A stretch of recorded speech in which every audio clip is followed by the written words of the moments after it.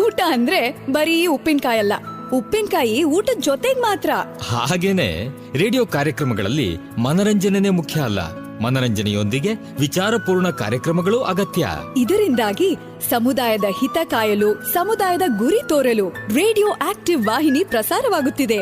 ಪರಿಸರ, ಶಿಕ್ಷಣ, ಭಾಷಣ, ಸಂದರ್ಶನ, ಮಾಹಿತಿಪೂರ್ಣ ವಿಚಾರಗಳ ಈ ರೇಡಿಯೋ ವಾಹಿನಿ ಪ್ರತಿಯೊಬ್ಬರ ಆತ್ಮೀಯ ಮಿತ್ರ, ಕಷ್ಟಕಾಲದ ಸಹಾಯಕ, ಇಷ್ಟ ವಿಚಾರಗಳ ಪ್ರಚೋದಕ, ಸಮುದಾಯದ ಹಿತಚಿಂತಕ. ತಪ್ಪದೆ ಕೇಳಿ 90.4 ತರಂಗಾಂತರದಲ್ಲಿ ರೇಡಿಯೋ ಆಕ್ಟಿವ್. ಕೇಳಿ ರೇಡಿಯೋ ಆಕ್ಟಿವ್, ಆಗಿ ಆಕ್ಟಿವ್. ಬಿತ್ತುವ ಅನುಭವ ದೇವಿಗೆ ಅನುಭವ, ನಿಮ್ಮಿ ಅನುಭವ ಬದುಕಿನ ಅನುಭವ.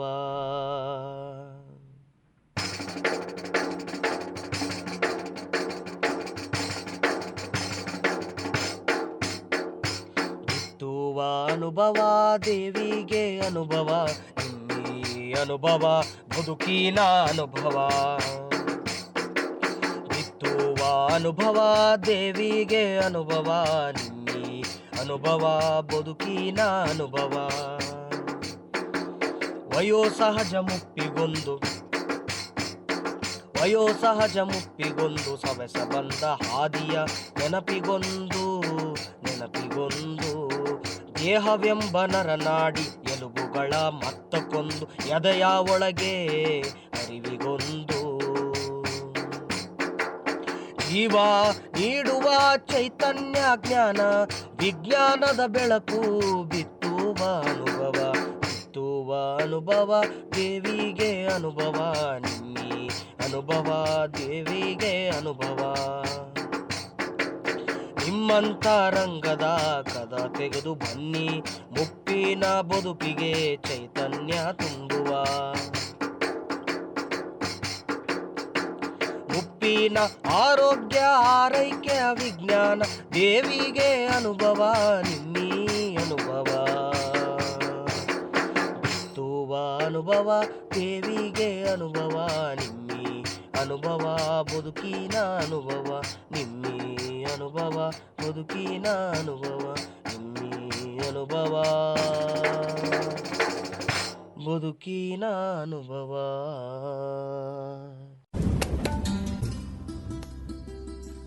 ನಮಸ್ಕಾರ ಕೇಳುಗರೆ, ನೀವು ಕೇಳ್ತಾ ಇದ್ದೀರಿ 90.4 ಕಂಪನಾಂಕಗಳ ಸಿಆರ್ ರೇಡಿಯೋ ಆಕ್ಟಿವ್.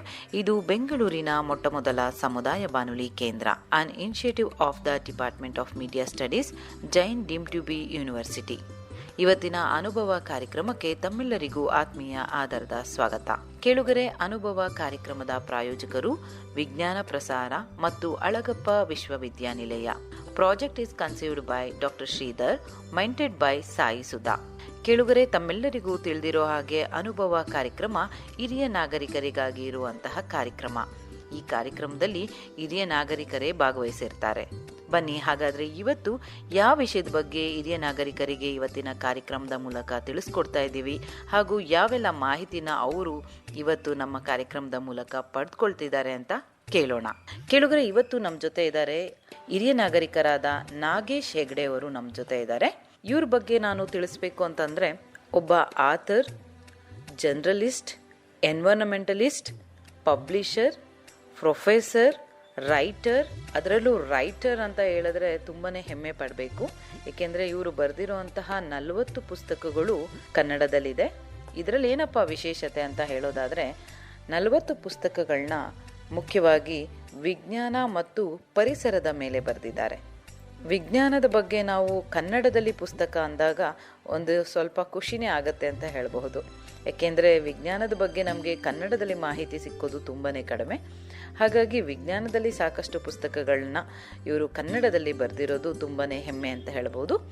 ಬನ್ನಿ ಹಾಗಾದರೆ ನಾಗೇಶ್ ಹೆಗ್ಡೆಯವ್ರನ್ನ ಇವತ್ತು ಕಾರ್ಯಕ್ರಮಕ್ಕೆ ಬರಮಾಡ್ಕೊಳ್ತಾ ಇವತ್ತು ನಮ್ಮ ಹಿರಿಯ ನಾಗರಿಕರು ಅವರ ಮಾತುಗಳ ಮೂಲಕ ಏನೆಲ್ಲ ವಿಷಯಗಳನ್ನ ತಿಳಿದುಕೊಳ್ತಾರೆ, ಏನೆಲ್ಲ ಪ್ರಶ್ನೆಗಳನ್ನ ಕೇಳ್ತಾರೆ ಅಂತ ಇವತ್ತಿನ ಕಾರ್ಯಕ್ರಮದ ಮೂಲಕ ಕೇಳಿ ಬರೋಣ. ಇನ್ನೊಂದು ಪ್ರಶ್ನೆ, ಬುಲ್ಡೋಸರ್ ಸಂಸ್ಕೃತಿ ಇದು 9ನೇ ತರಗತಿಯ ಪಠ್ಯಪುಸ್ತಕಕ್ಕೆ ಸೇರ್ಪಡೆಯಾಗಿದೆ. ಹೌದು. ಇದ್ರ ಬಗ್ಗೆ ಏನ್ ಹೇಳ್ತೀರಾ ಸರ್? ನಿಮ್ಗೆ ಹೇಗೆ ಅದನ್ನ ಬರೆದ್ರಿ?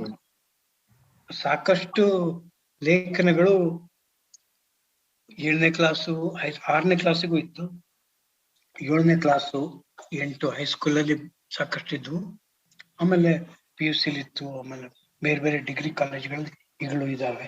ಆದ್ರೆ ಬುಲ್ಡೋಸರ್ ವಿಷಯ ಸ್ಪೆಷಲ್ ಯಾಕೆ ಅಂದ್ರೆ ಆಗ 1965 ನಮ್ಮ ಹಳ್ಳಿ ಹೈಸ್ಕೂಲು ಅಲ್ಲಿ ಒಂದು ಟಾರ್ ರೋಡ್ ಇತ್ತು ಸಮೀಪದಲ್ಲಿ. ಅಲ್ಲಿ ನಾವು ರಿಸೆಸ್ ಬಿಟ್ಟಾಗಲೇ ಫಾರ್ಚುನೇಟ್ಲಿ ಒಂದು ಬುಲ್ಡೋಸರ್ ಬಂದ್ಬಿಡ್ತು. ಇಮ್ಯಾಜಿನ್ 1965 ಬುಲ್ಡೋಸರ್ ಹೆಸರು ಗೊತ್ತಿರ್ಲಿಲ್ಲ ನಮ್ಗೆ, ಚಿತ್ರನೂ ನೋಡಿರ್ಲಿಲ್ಲ ನಾವು. ಅದೊಂದು ವಿಚಿತ್ರವಾದ ವಾಹನ, ಅದಕ್ಕೆ ವೀಲ್ ಚಕ್ರನೇ ಇಲ್ಲ, ಅದು ಹೊಟ್ಟೆ ಹೊಸಿತ. ನಾವೆಲ್ಲ ನೋಡ್ತಾ ಇದ್ವಲ್ಲ, ನಾವು ಹಳ್ಳಿಲೆಲ್ಲ ಈ ಕಂಬಳಿ ಹುಳುಗಳು ಬಂದಂಗೆ, ಕಂಬಳಿ ಹುಳದಂಗೆನೂ ಅಲ್ಲ ಅದು.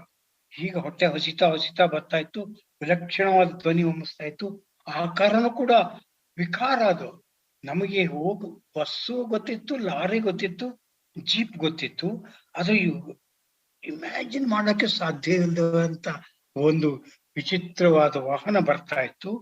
ಅದ ತಕ್ಷಣ ಅದು ಗಲಾಟೆ ಆಗಿ ಎಲ್ಲ ಹೈಸ್ಕೂಲ್ನ ಮಕ್ಕಳು ಕ್ಲಾಸ್ನೊಳಗಿದ್ದವರು ಕೂಡ ಓಡಿ ಬಂದು ರಸ್ತೆ ಪಕ್ಕದ 2 ಕಡೆ ಸಾಲ ನಿಂತ್ಬಿಟ್ರು.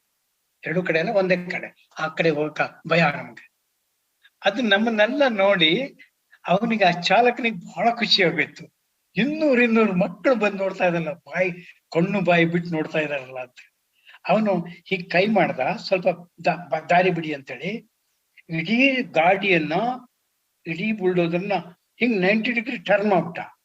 ಅದು ಹೆಂಗ್ ಟರ್ನ್ ಮಾಡ್ದ ನನಗಂತೂ ಗೊತ್ತಿಲ್ಲ, ಈಗಲೂ ಕೂಡ ಇಮ್ಯಾಜಿನ್ ಮಾಡಕ್ಕಾಗ. ಟರ್ನ್ ಮಾಡ್ಬಿಟ್ಟ. ಟರ್ನ್ ಮಾಡಿ ನಮ್ಮ ಸ್ಕೂಲ್ ಕಡೆ ಬರಕ್ ಶುರು ಆಯ್ತು. ಚಿಕ್ಕ ಒಂದ್ ದಾರಿ ಇತ್ತ, ಸ್ಕೂಲ್ ಇರೋದು 100 ಮೀಟರ್ ಆಚೆ, 200 ಮೀಟರ್ ಆಚೆ ಇತ್ತು. ಅವನು ಅಲ್ಲಿ ಮತ್ತೆ 90 ಡಿಗ್ರಿ ಟರ್ನ್ ಪಕ್ಕದ ಬೆಟ್ಟ ಹಚ್ಬಿಟ್ಟ ಗಾಡಿನ.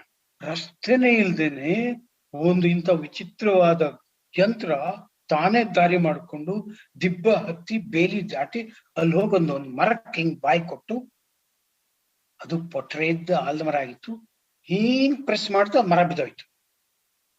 ಮರ ಬಿದ್ದು ಒಟ್ಟು ದೊಡ್ಡ ಮರ ಅದು. ಅಂದ್ರೆ ನಾವು ಮರ ಚಿಕ್ಕವರಿದ್ದಾಗ ಸಾಮಾನ್ಯ ಗಾತ್ರ ಮರ ದೊಡ್ಡ ಮರ ಕಾಣುತ್ತೆ. ಅದು ಮರ ಬೀಳಿಸ್ಬಿಟ್ಟ. ಆಮೇಲೆ ಹಂಗೆ ಅದು 180 ಡಿಗ್ರಿ ತಿರುಗಿತು. ಆಮೇಲೆ ತಾನು ಬಂದ ದಾರಿಲಿ ತುಕ್ ಅಂತೇಳಿ ಮತ್ತೆ ಹೊರಟೇ ಹೋಯ್ತು. ನಮ್ಗೆ ಅದೊಂದು ಕನಸು. ವಾಸ್ತವದಲ್ಲಿ ಇಮ್ಯಾಜಿನ್ ಮಾಡ್ಕೊಳ್ದೆ ಅಂತ ಆ ಅರ್ಧ ಗಂಟೆ ಏನಿತ್ತಲ್ಲ, ಅದು ನನ್ನ ಬ್ರೈನ್ ಒಳಗೆ ಹೆಂಗ ಹಚ್ಚಿ, ನನ್ನ ಬ್ರೈನ್ ಒಳಗೆ ಒಂದೇ ಅಲ್ಲ, ಅದು ಆ ಬೇಸಿಗೆ ಕಾಲ ಆಗಿತ್ತು.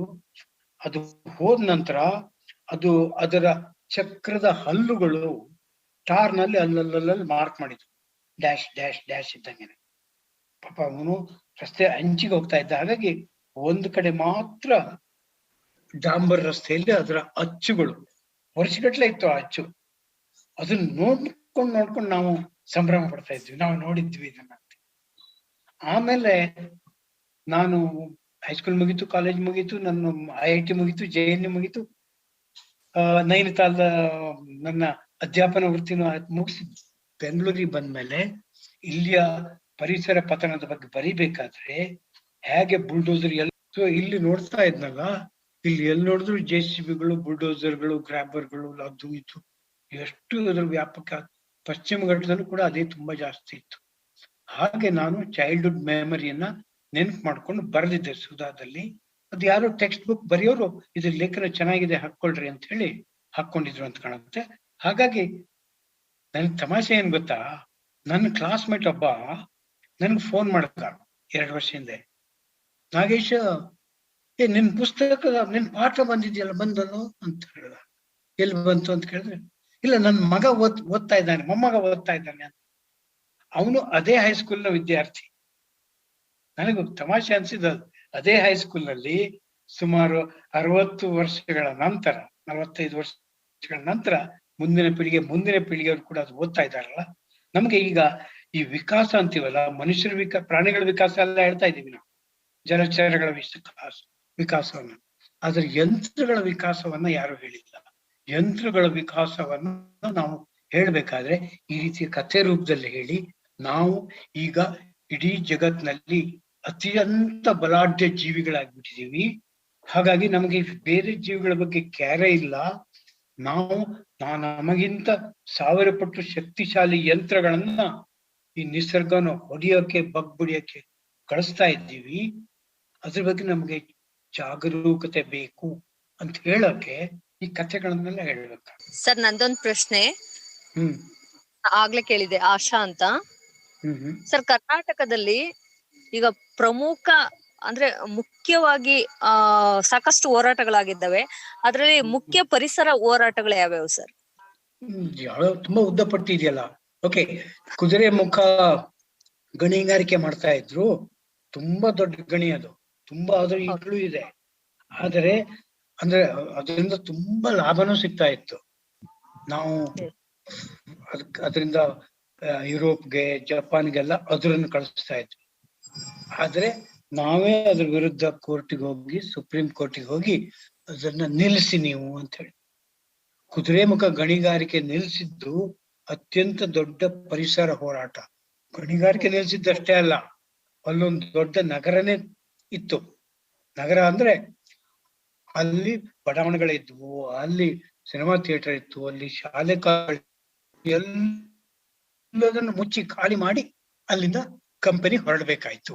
ಯಾಕೆ ಹೊರಡ್ಬೇಕಾಯ್ತು ಅಂದ್ರೆ ಅದು ಕುದುರೆ ಮುಖ, ಅದು ಪಶ್ಚಿಮ ಘಟ್ಟದ ಅದ್ಭುತವಾದ ನಿಸರ್ಗದ ತಾಣ ಆಗಿತ್ತು. ಅಲ್ಲಿ ಕಾಡೆಮ್ಮೆ ಇದ್ವು, ಅಲ್ಲಿ ಹುಲಿ, ಅಲ್ಲಿ ಜಿಂಕೆ, ಅಲ್ಲಿ ಮೊಲ, ಅಲ್ಲಿ ಮುಳ್ಳಹಂದಿ, ಅಲ್ಲಿ ನಾನಾ ರೀತಿಯ ಪ್ರಾಣಿ ಪಕ್ಷಿಗಳೆಲ್ಲ ಇದ್ವು. ಇದು ಗುಡ್ಡದ ಮೇಲೆ ಅವೆಲ್ಲ ಇರಲ್ಲ. ಗುಡ್ಡದ ಮೇಲೆ ಹೆಚ್ಚು ಅಂದ್ರೆ ಕೋತಿಗಳು ಹೋಗ್ತಾ ಇದ್ವು, ಆಮೇಲೆ ಕಾಡೆಮ್ಮೆಗಳು ಹೋಗ್ತಾ ಇದ್ವು, ಜಿಂಕೆಗಳು ಹೋಗ್ತಾ ಇದ್ವು. ಅವು ಗುಡ್ಡದ ಇಳಿದು ಬಂದ್ಮೇಲೆ ಅಲ್ಲಿ ಶೋಲಾ ಫಾರೆಸ್ಟ್ ನಲ್ಲಿರೋ ವನ್ಯ ಪ್ರಾಣಿಗಳು ಇದ್ವು.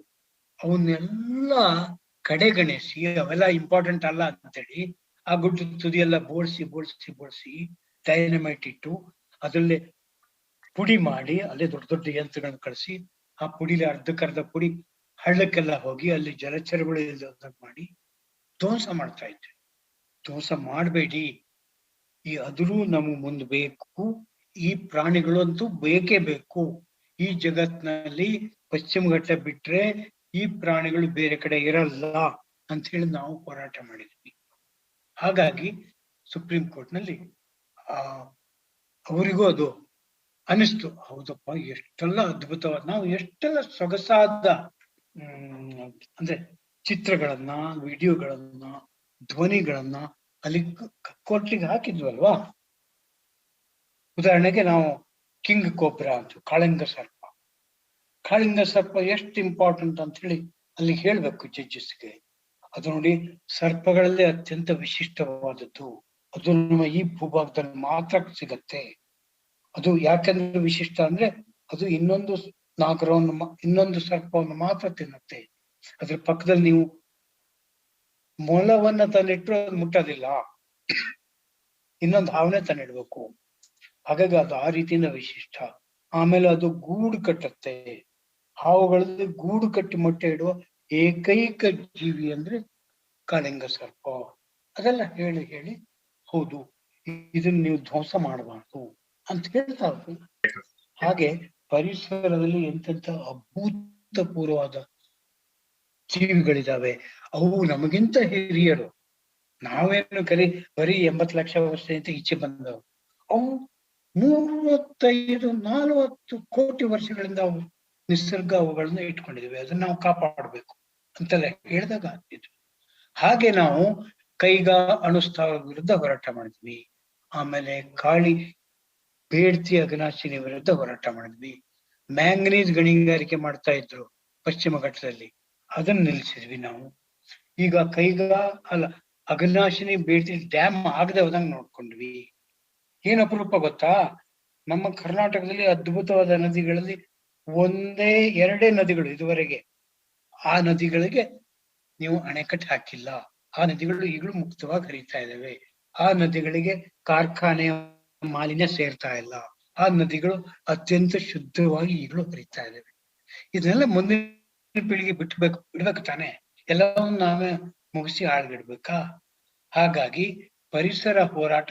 ಈಗ ಮೈಸೂರು ಪಕ್ಕದಲ್ಲಿ ಚಾಮಲಾಪುರ ಅಂತಿದೆ, ಅಲ್ಲೊಂದು ದೊಡ್ಡ ಸೂಪರ್ ಥರ್ಮಲ್ ಪವರ್ ಪ್ಲಾಂಟ್ ಕಟ್ತೀವಿ, ಕಲ್ಲಿದ್ದಲ್ ಪವರ್ ಪ್ಲಾಂಟ್ ಶಕ್ತಿ ಸ್ಥಾವರ ಮಾಡ್ತೀವಿ ಅಂತ ಹೊರಟ್ರು. ನಾವು ಹೇಳಿದ್ವಿ ಬೇಡ ಅಂತ ಹೇಳಿ. ಬಹಳಷ್ಟು ಜನ ವಿಜ್ಞಾನಿಗಳು ಒಪ್ಪಿದರು. ಅನಂತ ಮೂರ್ತಿ ಅಂತವರು ಹೋರಾಟದ ಮುಂಚೂಣಿಯಲ್ಲಿ ನಿಂತರು, ಬೇಡ್ರಪ್ಪ ಇದು ಇಲ್ಲಿ. ಅದು ಜನಕ್ಕೆ ಗೊತ್ತಾಯ್ತು, ಬೇಡ, ಇದು ಅಗತ್ಯ ಇಲ್ಲ. ಅಲ್ಲಿ ಗ್ರಾಮೀಣ ಬದುಕಿಗೆ ಆಧಾರವಾದ ನೈಸರ್ಗಿಕ ಸಂಪತ್ತನ್ನು ಸಂರಕ್ಷಣೆ ಮಾಡುವ ಎಲ್ಲ ಹೋರಾಟಗಳಲ್ಲಿ ಒಂದು ಹೇಳ್ತೀನಿ, ಕರ್ನಾಟಕದ ನಂಬರ್ 1. ಇಂಡಿಯಾದಲ್ಲಿ ಇಷ್ಟೊಂದು ಬಗೆಯ ಪರಿಸರ ಹೋರಾಟ ಮಾಡಿದ ಬೇರೆ ಯಾವ ರಾಜ್ಯವೂ ಇಲ್ಲ. ಇವಾಗ ಹಿರಿಯ ನಾಗರಿಕರಿಗೆ ಈ ಒಂದು ಸೈಂಟಿಫಿಕ್ ಆಗಿ ಹೇಗೆ ಅವರು ತಮ್ಮನ್ನ ತಾವು ನಾಲೆಜ್ ಬೆಳೆಸ್ಕೋಬಹುದು ಅದರಲ್ಲಿ ಅಂತ? ಹಿರಿಯ ನಾಗರಿಕರು ಅಂದ್ರೆ ಸಾಕಷ್ಟು ಬಹಳಷ್ಟು ವಿಷಯಗಳಲ್ಲಿ ಅವರು ತಜ್ಞರಾಗಿರ್ತಾರೆ, ಪರಿಣಿತರಾಗಿರ್ತಾರೆ. ಏನಂದ್ರೆ ಈ ನಮ್ಮ ಪ್ರೊಸೆಸ್ ಹೇಗಿದೆ ಅಂದ್ರೆ, ನೀವು ಅಧಿಕಾರದಲ್ಲಿದ್ದು ಉನ್ನತ ಹೋಗ್ತಾ ಇದ್ದೀರಿ ಅಂದ್ರೆ ನಿಸರ್ಗದಿಂದ ದೂರ ಹೋಗ್ತಾ ಇದ್ದೀರಿ ಅಂತ ಹೇಳಿ. ನೀವು ಒಳ್ಳೆ ನಿವೃತ್ತಿ ಪಿಂಚಣಿ ತಗೊಂಡು ನಿವೃತ್ತಿ ಆದ್ರಿ ಅಂದ್ರೆ ನಿಸರ್ಗದಿಂದ ತೀರಾ ದೂರ ಬಂದಿದ್ದೀರಿ ಅಂತ ಹೇಳಿ. ಸೊ ಆದ್ರೆ ಅವ್ರಿಗೆ ಕಾಳಜಿ ಇರುತ್ತೆ, ಮುಂದಿನ ಪೀಳಿಗೆ ಏನೇನ್ ಮಿಸ್ ಮಾಡ್ಕೊಳತ್ತೆ ಅಂತ ಹೇಳಿ. ಸೊ ಮಿಸ್ ಮಾಡ್ಕೊಳ್ಳೋದು ಏನನ್ನ ಅನ್ನೋದನ್ನ ನೋಡಿದ್ರೆ ಇದೆ. ಅಜ್ಜನ ಕಥೆಗಳನ್ನ ಮಿಸ್ ಮಾಡ್ಕೊತವೆ. ನಿಸರ್ಗದ ಅನೇಕ ಅದ್ಭುತಗಳನ್ನ ಮಿಸ್ ಮಾಡ್ಕೊತಾ ಇದ್ದಾರೆ. ವಿಜ್ಞಾನದ್ದು ಅಷ್ಟೇ. ವಿಜ್ಞಾನದ ಕೇವಲ ಅವ್ರಿಗೆ ಗೊತ್ತಿದೆ ಗೊರಿಲ್ಲಾ ಅಂದ್ರೆ ಏನು ಗೊತ್ತಿರ್ಲಿಕ್ಕಿಲ್ಲ, ಅದ್ರ ಗೊರಿಲ್ಲಾ ಗ್ಲಾಸ್ ಅಂದ್ರೆ ಏನು ಅಂತೇಳಿ ಮೊಬೈಲ್ ಅಲ್ಲಿ ಗೊರಿಲ್ಲಾ ಗ್ಲಾಸ್ ಇರುತ್ತೆ ಅಂತ ಹೇಳಿ. ಗ್ಲಾಸ್ ಅಂದ್ರೆ ಏನು, ಅದು ಎಲ್ಲಿಂದ ಬರುತ್ತೆ, ಅದನ್ನ ಸ್ಪಷ್ಟವಾಗಿ ನೀವೇ ಸ್ವಲ್ಪ ಅರ್ಥ ಮಾಡ್ಕೊಂಡ್ರೆ, ಸ್ವಲ್ಪ ಶ್ರಮ ಪಟ್ರೆ ಮಗುವಿಗೆ ಅದನ್ನೆಲ್ಲ ಹೇಳ್ಬೋದು. ಮಗುವಿಗೆ ಪುಟ್ಟ ಮಗುವಿಗೆ ಅಥವಾ ನಮ್ಮಲ್ಲಿ ಪಟಾಕಿ ಹೊಡೆದ್ರೆ ಏನೇನಾಗತ್ತೆ ಅಂತ ಹೇಳೋದು. ನನಗೆ ಕೇಳಿದ್ರು ಪ್ರಜಾವಾಣಿಯ ಭಾನುವಾರದ ಪುರಾಣವರು, ಒಂದು ಮಕ್ಕಳಿಗೆ ಒಂದು ಕತೆ ಬರ್ಕೊಡಿ ಅಂತ ಹೇಳಿ. ನಾನು ಏನ್ ಕತೆ ಬರ್ದೆ ಗೊತ್ತಾ?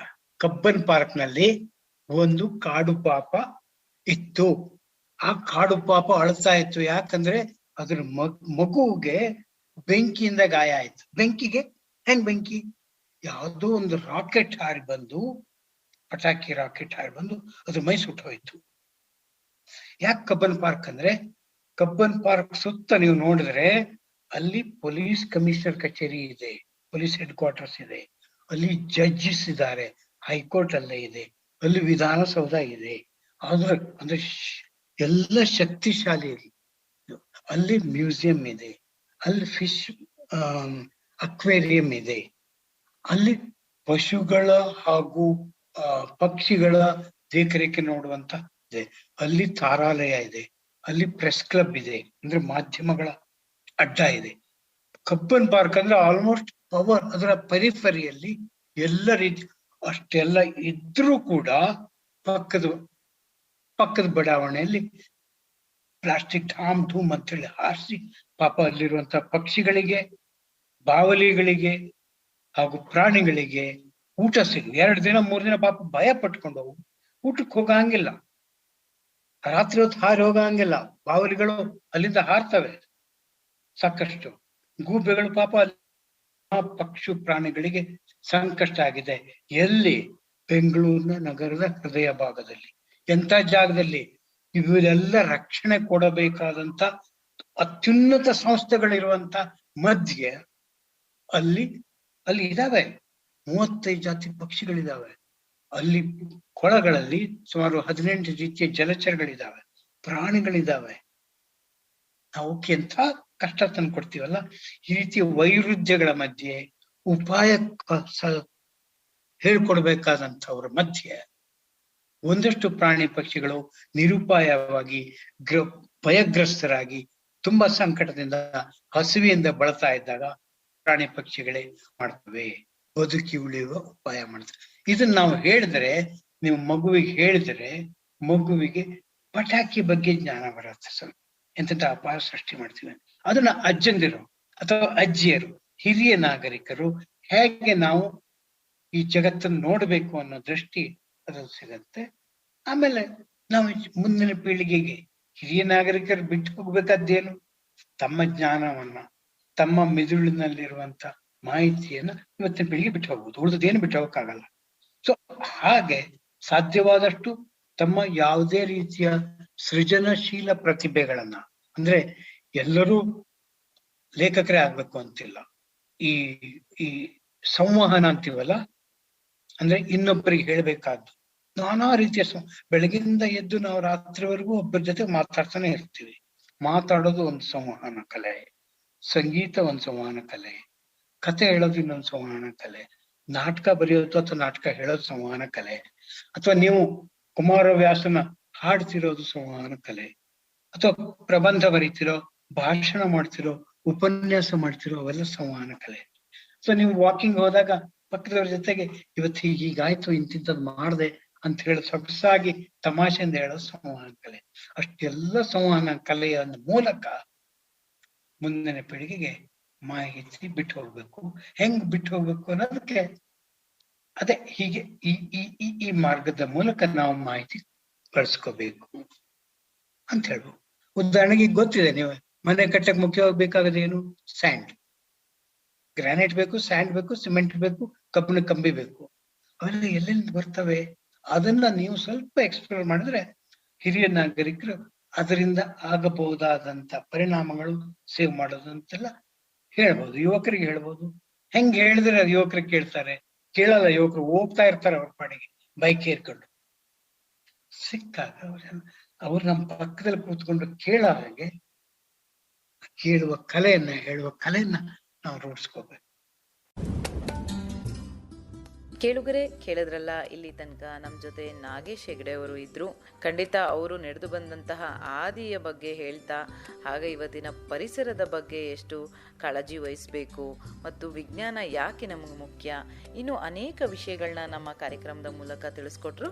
ಖಂಡಿತ ಮತ್ತೊಮ್ಮೆ ನಾಗೇಶ್ ಹೆಗಡೆ ಅವರಿಗೆ ಕಾರ್ಯಕ್ರಮದಲ್ಲಿ ಧನ್ಯವಾದಗಳನ್ನ ಹೇಳ್ತಾ, ಕೇಳುಗರೆ ಈ ಕಾರ್ಯಕ್ರಮ ತಮ್ಮೆಲ್ಲರಿಗೂ ಇಷ್ಟ ಆಗಿದೆ ಅಂತ ನಾನು ಭಾವಿಸ್ತಾ ಮುಂದಿನ ಕಾರ್ಯಕ್ರಮದಲ್ಲಿ ನಿಮ್ಮನ್ನು ಭೇಟಿ ಮಾಡೋಣ. ಹಾಗೆ ಈ ಕಾರ್ಯಕ್ರಮದ ಬಗ್ಗೆ ನಿಮ್ಮ ಅನಿಸಿಕೆ ಅಭಿಪ್ರಾಯಗಳಿದ್ದಲ್ಲಿ ನಮಗೆ ತಿಳಿಸಬಹುದು. ನಮ್ಮ ಮೇಲ್ ID ಈ ರೀತಿ ಇದೆ: radioactive 90.4 mszcr@gmail.com. ಈ ಒಂದು ಮೇಲ್ ಐಡಿಗೆ ನೀವು ಮೇಲ್ ಮಾಡೋದ್ರ ಮೂಲಕ ನಿಮ್ಮ ಅಭಿಪ್ರಾಯಗಳನ್ನ ತಿಳಿಸ್ಬೋದು ಅಂತ ಹೇಳ್ತಾ, ಹಾಗೆ ಈ ಒಂದು ಕಾರ್ಯಕ್ರಮನ ನೀವು ರೇಡಿಯೋದಲ್ಲಿ ಕೇಳಲು ಮಿಸ್ ಆಗಿದ್ದಲ್ಲಿ www.soundcloud.comಗೆ ಹೋಗಿ ಕಾರ್ಯಕ್ರಮನ ಕೇಳಬಹುದು. ಹಾಗೆ iRadio ವೆಬ್ಸೈಟ್ ಮೂಲಕನೂ ನೀವು ಕಾರ್ಯಕ್ರಮನ ಕೇಳಬಹುದು ಅಂತ ಹೇಳ್ತಾ ಇವತ್ತಿನ ಕಾರ್ಯಕ್ರಮನ ಇಲ್ಲಿಗೆ ಮುಕ್ತಾಯಗೊಳಿಸ್ತಾ ಇದ್ದೀನಿ. ನಿರಂತರವಾಗಿ ಕೇಳಿ 90.4 ಕಂಪನಾಂಕಗಳ CR ರೇಡಿಯೋ ಆಕ್ಟಿವ್. ಇದು ಬೆಂಗಳೂರಿನ ಮೊಟ್ಟಮೊದಲ ಸಮುದಾಯ ಬಾನುಲಿ ಕೇಂದ್ರ. ಧನ್ಯವಾದಗಳು. ಭಾರತ ಹಳ್ಳಿಗಳ ನಾಡು, ಹಲವು ಸಂಸ್ಕೃತಿಗಳ ಬೀಡು. ನಮ್ಮಲ್ಲಿ ಹಬ್ಬ ಹರಿದಿನ ಜಾತ್ರೆಗಳಿಗೆ ಕಡಿಮೆ ಏನಿಲ್ಲ. ಹೀಗೆಲ್ಲ ಜಾತ್ರೆ ಉತ್ಸವಗಳು ನಡೆಯುವಾಗ ಇಂಥದ್ದೊಂದು ಶಬ್ದ, ನಾದ ನಮಗೆ ಕೇಳುತ್ತಲೇ ಇರುತ್ತದೆ.